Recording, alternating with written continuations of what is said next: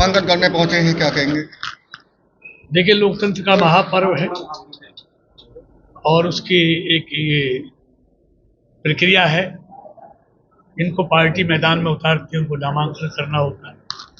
आज नामांकन का आखिरी दिन है और आज हमने अपनी भारतीय जनता पार्टी की तरफ से आज नामांकन दाखिल किया। कल शक्ति प्रदर्शन किया था। आश्वासित हैं? जीत के प्रति कितने आश्वासित हैं आप अपनी जीत के प्रति? 100 से ऊपर जितना हो उतना आश्वस्त है। मंत्री जी, विपक्ष कह रहा है कि जिसको हमने लीडर बनाया था वो डीलर की भूमिका में नजर आ रहे हैं।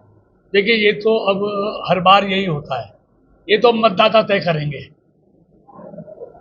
कि डीलर कौन है और लीडर कौन है। मैं कोई पहली बार चुनाव नहीं लड़ रहा, मैं पिछले 46 साल से चुनाव लड़ रहा हूँ। कांग्रेस लोग आशीर्वाद देख रहे हैं, लगातार दे रहे हैं, तो लोग हर बार बता देते हैं कौन डीलर है कौन लीडर है। अब कौन से बड़े कामों को लेकर लोगों के बीच में जाएंगे? अब कौन से बड़े कामों को लेकर लोगों के बीच में जाएंगे? देखिए, किसके दम पे जीत हासिल होगी? देखिए, हमारे पास नाम भी है, बताने के लिए काम भी है।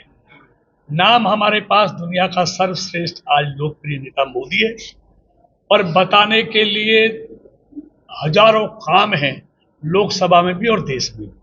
और सबसे बड़ा प्रमाण है, जब इस देश का प्रधानमंत्री बहुत बड़ा अर्थशास्त्री था, तब देश 10 साल लगातार 11वें नंबर पर आर्थिक अर्थव्यवस्था देश की रही। और जब मोदी जी ने स्पष्ट बहुमत के साथ, पूर्ण बहुमत के साथ 30 साल के बाद, 84 के बाद किसी एक पार्टी को देश की जनता ने पूर्ण बहुमत दिया, भारतीय जनता पार्टी और उसके नेता नरेंद्र मोदी को दिया। और उस पूर्ण बहुमत की ताकत है कि देश 11वें नंबर से आज दुनिया की 5वीं अर्थव्यवस्था बन गया है। हर सेक्टर में लगातार दुगने काम किए हैं, तब देश आगे बढ़ा है। आज भारत नहीं कहता, पूरी दुनिया कहती है।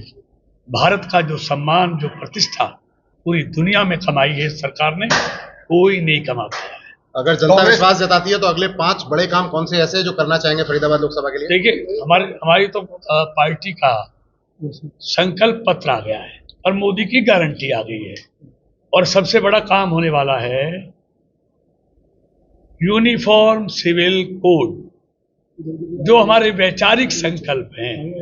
इसलिए आज भारतीय जनता पार्टी और मोदी से ही भरोसा है लोगों का कि उन्होंने जो अपने वैचारिक संकल्प थे उनको एक एक करके पूरा कर रहा है। चाहे राम मंदिर का मामला हो, चाहे नागरिकता देने की बात हो, चाहे अयोध्या में राम मंदिर बनाने की बात हो, और अब इस बार तीसरी पारी में भारत तीसरी अर्थव्यवस्था भी बनेगा दुनिया की। और यूनिफॉर्म सिविल कोड, समान नागरिक संहिता, एक देश एक कानून, वो भी आएगा। और इसका पूरा भरोसा देश की जनता कांग्रेस के देखिए, मदर यूनिट फरीदाबाद में संभव नहीं है। मैंने पहले कितनी बार बता दिया है। फरीदाबाद में जमीनें इतनी कीमतें हो गई हैं और मदर यूनिट के लिए 1500 हेक्टेयर जमीन चाहिए। वो किसानों से लेना, और बगैर सस्ते दामों पर मदर यूनिट वाइबल नहीं होती। कई बार बड़े मदर यूनिट से बात हुई है, वो कहते हैं जमीन सस्ती चाहिए, और एनसीआर में जमीन सस्ती मिलती नहीं। इसलिए कोई भी मदर यूनिट इतनी महंगी जमीन में वाइबल नहीं हो सकती। कांग्रेस प्रत्याशी महेंद्र प्रताप कह रहे हैं कि उन पर एक भी भ्रष्टाचार का दाग नहीं है, शपथ लेकर वो कहते हैं। और जिस तरह से उनका चुनाव प्रचार अभियान चल रहा है, कल भी जगह जगह देखा। देखिए, क्या कहेंगे? कह कौन रहा है? खुद कह रहे हैं। तो खुद कह रहे हैं, कहने में क्या, मैं कह रहा हूँ आरोप है, लेकिन आरोप तो किसी पे भी नहीं है, कोई किस भी लगा सकता है।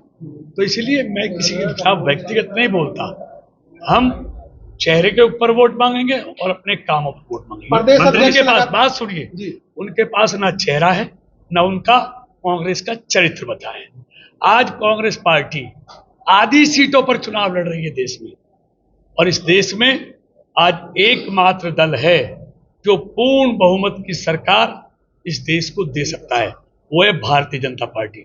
और एक भी दल ऐसा नहीं है जो पूर्ण बहुमत के आसपास भी हो। सिर्फ नंबर घटेगा या बढ़ेगा, इस चक्कर में लगे हुए हैं।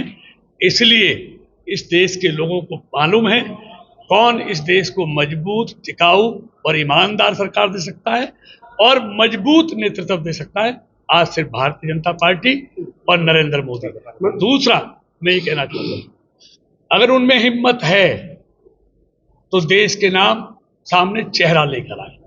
जैसे हमारा चेहरा नरेंद्र मोदी है, उनमें हिम्मत है, चेहरा नहीं बचा है, चरित्र भी नहीं बचा है।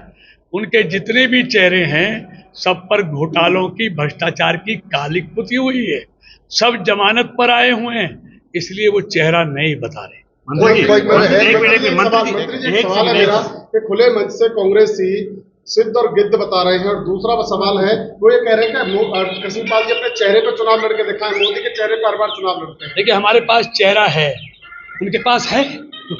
देश को आज चेहरा चाहिए, मजबूत पार्टी चाहिए, पूर्ण बहुमत की सरकार चाहिए और उस सरकार को चलाने वाला मजबूत नेता चाहिए। मंत्री जी